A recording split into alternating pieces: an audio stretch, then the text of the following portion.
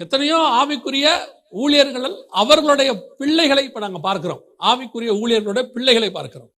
எப்படி இப்படி வஞ்சிக்கப்பட்டிருக்கிறாங்க, ஏன் இப்படி உபதேசம் மாறுச்சுன்னே தெரியல. அமெரிக்காவுக்கு போயிட்டு வராங்க அல்லது லண்டனுக்கு போயிட்டு வராங்க.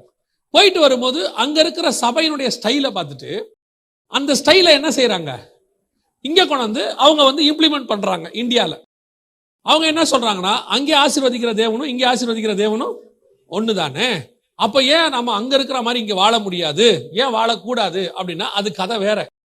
அதே மாதிரி தான் அங்கே இருக்கிறவர்களுக்கும் நமக்கும் கர்த்தர் நிறைய வித்தியாசத்தை ஸ்பிரிச்சுவலி வச்சிருக்கிறார். உபதேசம் ஒண்ணுதான், உபதேசம் ஒண்ணுதான், எந்த மாற்று கருத்தும் இல்லை. ஆனால் அங்கே இருக்கிறவருடைய கலாச்சாரம், அவங்களுக்கு இருக்க வாழ்க்கை லைஃப் ஸ்டைல், அதுக்கேற்ற மாதிரி ஆண்டவர் சொல்லி வச்சிருக்கிறாரு. அதாவது வசனத்தை மாத்தல, போதிக்கிற முறையை சொல்றேன். இப்ப அவங்க கோட் போட்டு நிக்கிறாங்க. ஒரு உதாரணத்துக்கு சொல்றேன். ஏன் நிக்கிறாங்கன்னா, அவங்க குளிர் கோட் போட்டு நிக்கிறாங்க.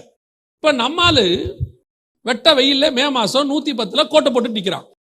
எதுக்கு சொல்ல வரேன், சில நேரங்கள் அந்த உபதேசத்தை கேட்டு அமெரிக்கால சொன்னா நல்ல உபதேசம், அங்க சொன்னா இப்படி கேட்டு கேட்டு கேட்டு சர்பத்தின் உபதேசம் கொஞ்சம் கொஞ்சமா அப்படியே உள்ள வருது. அதைத்தான் உங்களுக்கு சொல்லுகிறேன். உங்கள் வீடுகளுக்குள்ளே உங்கள் மொபைல் வழியாகவோ அல்லது நேரடியாகவோ இப்படிப்பட்ட சர்ப்பங்கள் வரும்போது அதை தடுக்க வேண்டிய பொறுப்பு உங்கள் கையில் இருக்கு.